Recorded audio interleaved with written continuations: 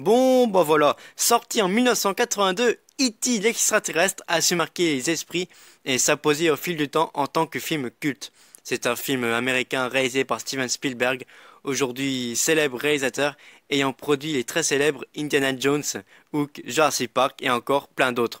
Pour pouvoir être tranquille pour le tournage du film, Steven Spielberg a décidé d'aller tourner loin d'Hollywood à Culver City, en Californie.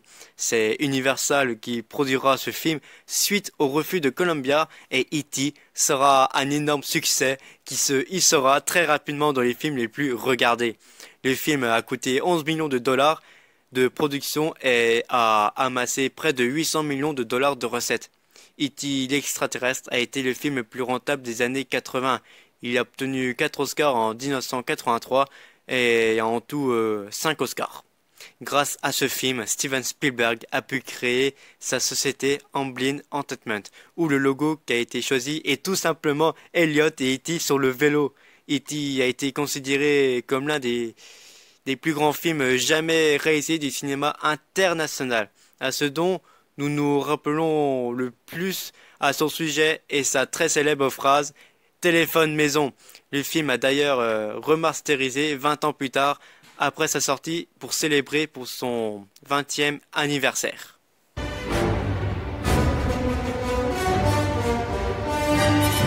E.T. l'extraterrestre, c'est un chef-d'œuvre pour certains, mais c'est avant tout un conte, une fable sur l'enfance, une thématique chère à Steven Spielberg qui le poursuivra ensuite tout au long de sa carrière.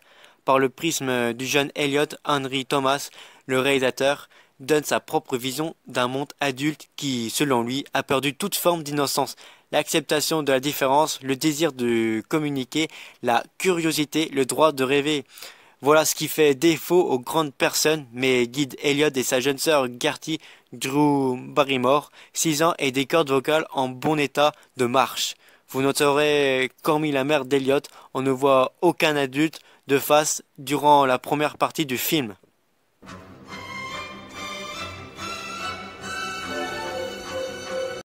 A priori, il est difficile de rendre attachant un extraterrestre, d'autant plus quand il ressemble à E.T., très éloigné de l'aspect peluche, de Gizmo ou Chewbacca par exemple.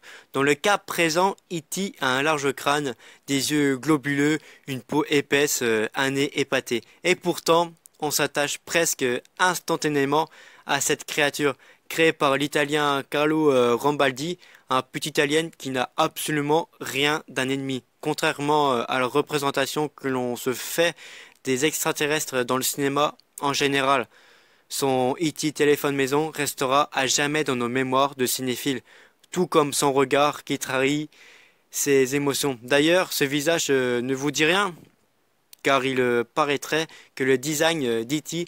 soit inspiré du poète Carl Sandburg, d'Albert Einstein et d'un chien carlin.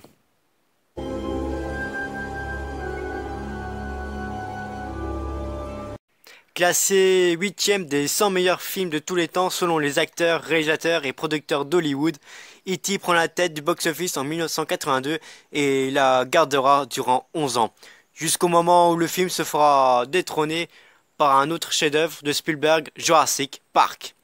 Grâce au succès d'E.T., Spielberg parvient d'ailleurs à montrer sa société de production, dont le symbole n'est autre qu'un vélo en hommage à la scène les plus emblématiques du film.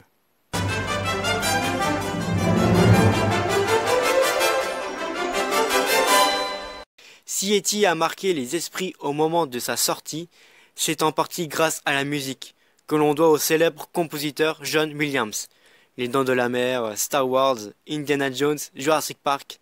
Chaque fois que le compositeur travaille sur un long métrage, il parvient à composer un thème identifiable, une musique culte. C'est aussi le cas du E.T. l'extraterrestre. La bande originale flamboyante accompagne nos héros tout au long du film, jusqu'au final déchirant.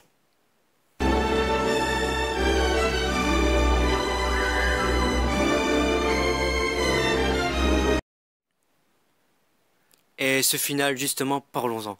Cette scène de fin est l'une des plus populaires du cinéma américain. Il y a peu voir pas de dialogue, c'est en silence que nos héros se séparent.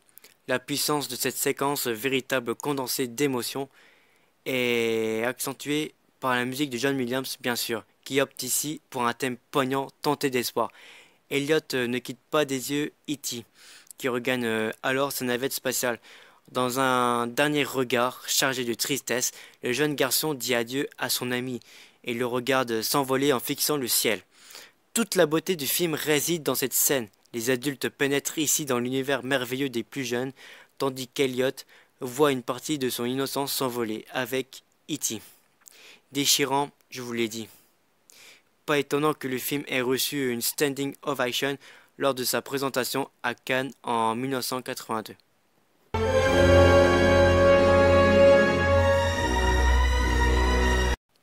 E.T. The Extraterrestrial Storybook est un livre audio et un album du film E.T. l'extraterrestre, réalisé par Steven Spielberg. Raconté par Michael Jackson, l'album a été produit par le compositeur Quincy Jones et distribué par MCA Records. La production du livre audio a également vu la collaboration de Rod Temperton, Freddie Doman ou encore Bruce Swindon, tandis que la musique a été composée par John Williams. C'est à l'automne 1982 que Michael accepte d'enregistrer une version studio de l'histoire d'E.T. l'extraterrestre, sur proposition de Steven Spielberg, et ce malgré les contraintes liées à la sortie de son nouvel album Thriller. Pour ce projet, Michael enregistre également une chanson composée par Rod Temperton, Alan et Marilyn Bergman, Somewhere in the Dark. Celle-ci apparaîtra sur le 33 tours avec l'histoire du film racontée par MJ en 2 versions. Et puis j'aurais aimé l'écouter, mais vu que je suis nul en anglais, bah je peux pas. Et pour finir, j'ai rencontré E.T. l'extraterrestre en 2017. C'était juste énorme, mais vraiment. Voilà, c'est déjà la fin de la vidéo. Moi je vous dis à la prochaine, comportez-vous bien et c'était Théo. Salut! For the record, I'm done trying to make y'all comfortable. For the record, you ain't trying to grow, then it's done for you.